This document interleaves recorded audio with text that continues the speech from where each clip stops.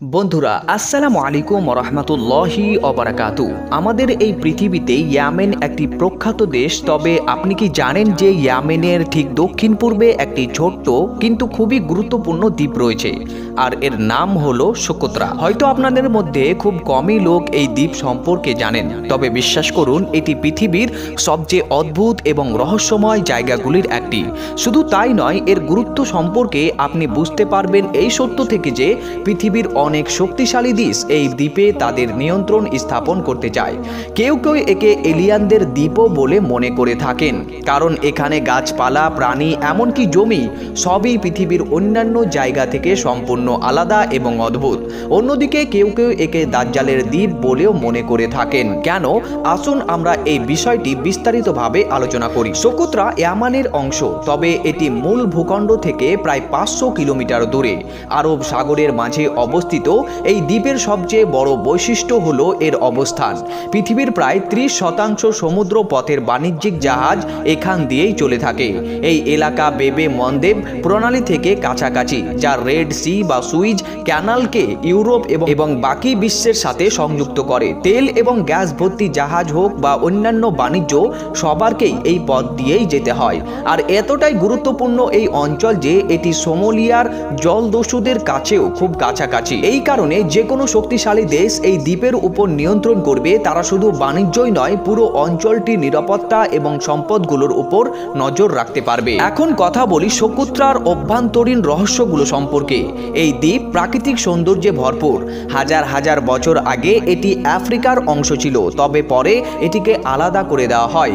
এর ফলে এখানে যে গাছপালা এবং প্রাণী এবং পাখি রয়েছে তা পৃথিবীর অন্যান্য কোনো জায়গায় পাওয়া যায় না। এর সবচেয়ে বিখ্যাত গাছ হলো ড্রাগন ব্লাড ট্রি। স্থানীয়রা একে দুম আল আখবান বলে, যার অর্থ হলো দুই ভাইয়ের রক্ত। যখন এই গাছের কাণ্ড কাটা হয় তখন এর মধ্যে রক্তের মতো লাল রস বের হয়। এই রসটি শত শত বছর ধরে ওষুধ এবং প্রসাধনীতে ব্যবহৃত হয়ে আসছে। আর একটি অদ্ভুত গাছ এখানে পাওয়া যায় যাকে বলা হয় বোতলটি। এই গাছের গাথা বোতলের মতো মোটা এবং এর গঠন পৃথিবীর অন্য কোথাও দেখা যায় না। এর ফুলগুলি সুন্দর তবে বিষাক্ত। সুপ্রিয় দর্শক মণ্ডলী, এবার কথা বলি সেই বিষয়টি যা এই দ্বীপকে মুসলিমদের মধ্যে বিশেষ করে তুলেছে। সোকোত্রাকে অনেকেই দাজ্জালের জাজিরা বলে মনে করে থাকেন।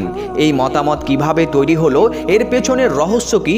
এর পেছনে একটি হাদিস শরীফ রয়েছে যেখানে উল্লেখ করা হয়েছে। সহিহ মুসলিমের একটি বিখ্যাত হাদিস অনুযায়ী সাহাবী হযরতে তামিম দারি রাদিয়াল্লাহু তাআলা আনহু একটি চমৎকার ঘটনা বর্ণনা করেছেন। তিনি খ্রিস্টান ধর্ম থেকে ইসলাম ধর্ম গ্রহণ করেছিলেন।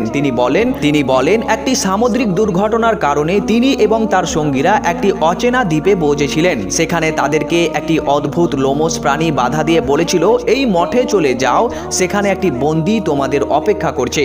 যখন তারা সেখানে পৌঁছেছিল তারা এক বিশাল এবং শক্তিশালী ব্যক্তিকে সেখানে দেখতে পেয়েছিল, যাকে লোহার শৃঙ্খলে বন্দী করে রাখা হয়েছিল। তিনি নিজেকে দাজ্জাল বলে পরিচয় দেন এবং বলেন তিনি এখানে বন্দী আছেন, তবে খুব শীঘ্রই তিনি মুক্তি পেয়ে যাবেন। সুপ্রিয় দর্শক মণ্ডলী, এই হাদিসের আলোকে সব সময় প্রশ্ন উঠে আসছে যে দাজ্জাল কোথায় বন্দী আছেন। তবে এই প্রশ্নের সঠিক উত্তর শুধুমাত্র আল্লাহ তাআলাই ভালো জানেন। তবে সোকোত্রার অদ্ভুত পরিবেশ এবং গুহাগুলির মধ্যে থাকা মানবিক চিহ্নগুলো এটি দাজ্জালের দ্বীপ হতে পারে বলে সন্দেহ যোগায়। সোকোত্রা সম্পর্কে যে রাজনৈতিক বা ধর্মীয় মতামতই থাকুক, একটি বিষয় পরিষ্কার, এটি আমাদের আল্লাহর অদ্বিতীয় শক্তির পরিচয়। 2015 সালে ইয়েমেনের গৃহযুদ্ধের সময় সৌদি আরব এবং ইউএ এই দ্বীপে নিজেদের আধিপত্য স্থাপন করতে শুরু করেন। তারা মানবিক সাহায্যের অজুহাতে এখানে সেনা পাঠায় এবং ধীরে ধীরে এর অবকাঠামো নিয়ন্ত্রণ করতে শুরু করে। আজ পর্যন্ত ইউএ এখানে হাসপাতাল, স্কুল এবং সড়ক নির্মাণ করেছে এবং এখানকার মানুষের মন জয় করার চেষ্টা করেছে।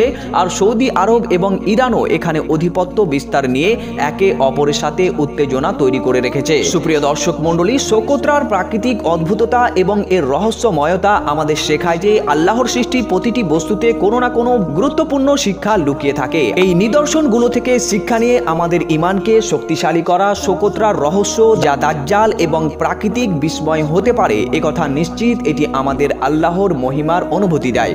বন্ধুরা, আজকের ভিডিও এখানে শেষ করছি। যদি আপনাদের এই ভিডিওটি ভালো লেগে থাকে তাহলে একটি লাইক করবেন, বন্ধুদের সাথে বেশি বেশি পরিমাণে শেয়ার করবেন এবং আমাদের ইসলামিক আইকনিক চ্যানেলে নতুন হয়ে থাকলে পরিবারে অংশ হতে চ্যানেলটিকে অবশ্যই সাবস্ক্রাইব করবেন এবং বেল বাটনে ক্লিক করে অল নোটিফিকেশন সিলেক্ট করে রাখবেন।